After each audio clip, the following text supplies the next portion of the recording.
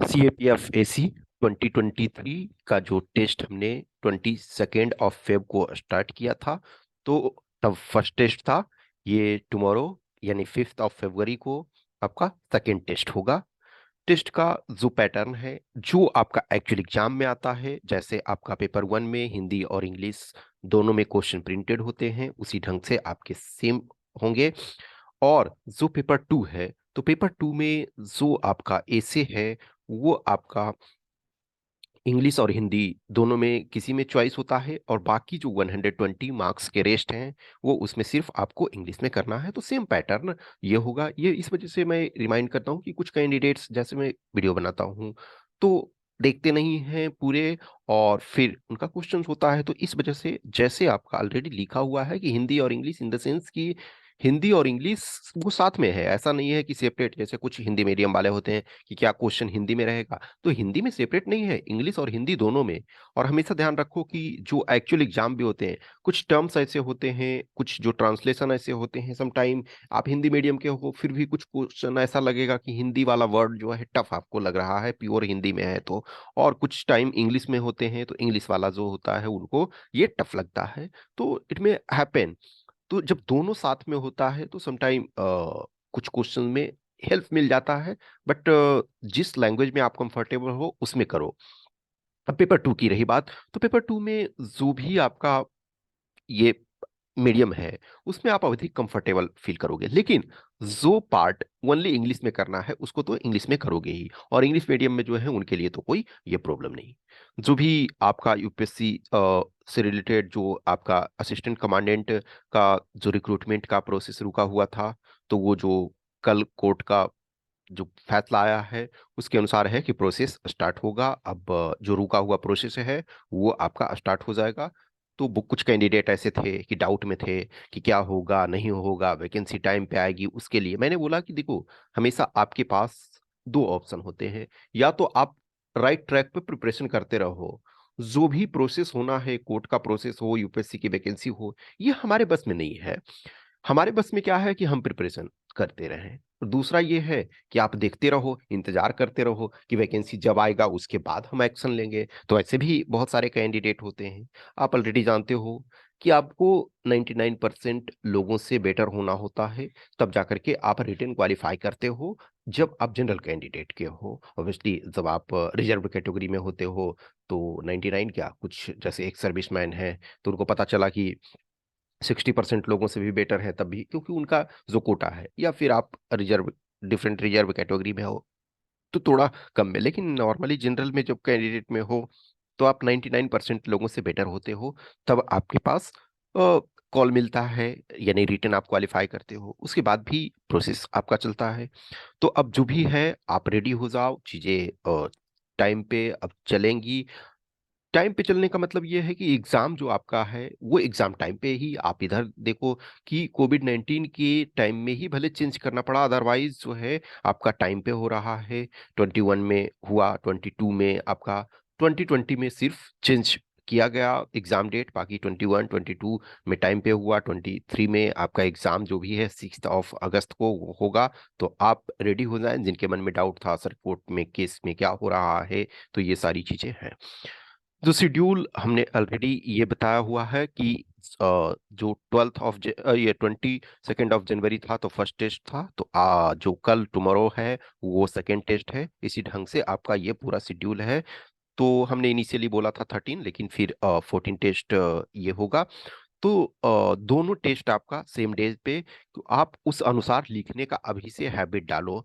Initially में भी आपका हो सकता है कि टेस्ट को, जैसे खास करके पेपर 2 को है, यदि आपकी प्रैक्टिस नहीं है, तो मे बी आप 3 आवर्स में कंप्लीट नहीं कर पा रहे हो। तो ठीक है, कुछ इनिशियल टेस्ट में आप एक्स्ट्रा टाइम दो, और 4 आवर्स भी लगा सकते हो। लेकिन धीरे धीरे करके आपको टाइम में लाना है, क्योंकि दोनों चीजें मायने रखता है।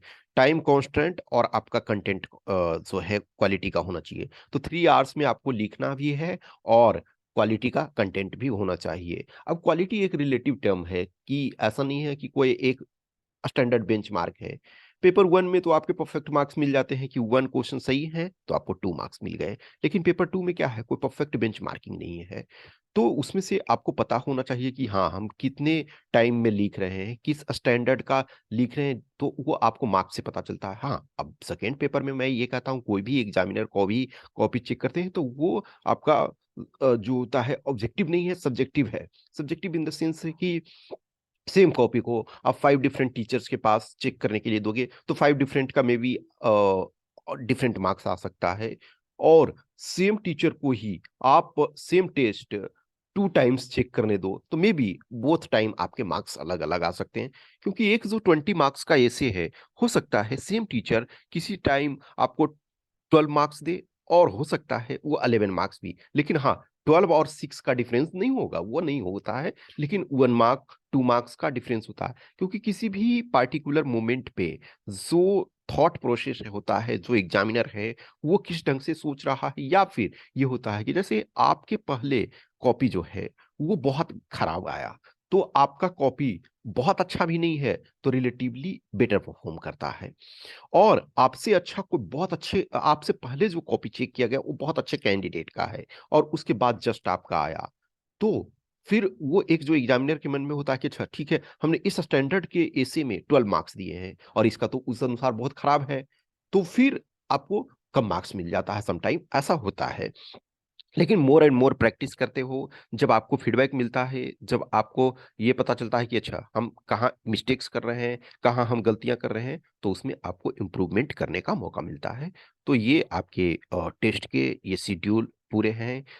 हाँ, मे बी मैंने बोला कि हो सकता है इन एक्सेप्शनल सर्कमस्टांसेस वो चेंज हो सकता है स्लाइटली, अदरवाइज जो अपने टाइम पे होगा, और आपको टाइम जो भी है 14 डेज का ये गैप है।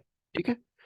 सो जो टेस्ट का जो कॉस्ट है वो ऑलरेडी हम बता चुके हैं कि पेपर 1 का पर टेस्ट जो है, पर टेस्ट पेपर 1 150 और पेपर 2 का 500, ये आपका कॉस्ट है।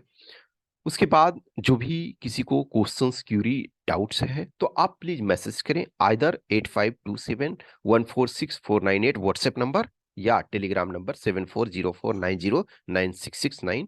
और आप कहीं भी जहां भी आपको अच्छा लगता है, जहां भी सुविधा लगता है, वहां आप टेस्ट लिखिए। मैं तो हमेशा बोलता हूं कि देखो, जिनके भी अ, जो भी family member, friend, senior, junior जो भी हैं, वो आपको टेस्ट चेक कर सकते हैं, वो आपकी कॉपी चेक कर सकते हैं, वो आपको गाइड कर सकते हैं, तो आप उनसे गाइडेंस दो। लेकिन यदि नहीं होता है और आपको लगता है कि यस हमें इससे एडवांटेज मिलेगा, तो बीच वाले जो कैंडिडेट, जो मिड वाले कैंडिडेट होते हैं, देखो जो परफेक्ट अच्छे, बहुत अच्छे कैंडिडेट हैं, जो सीएससी का मेंस वगैरह लिखे हुए हैं, इंटरव्यू राउंड तक पहुंचे हुए हैं, उनको जरूरत ही नहीं है टेस्ट लिखने की। वो ऑलरेडी यूपीएससी उनका कॉपी चेक कर चुकी है, यूपीएससी उनको मार्क्स प्रोवाइड कर चुकी है, तो उनको पता है।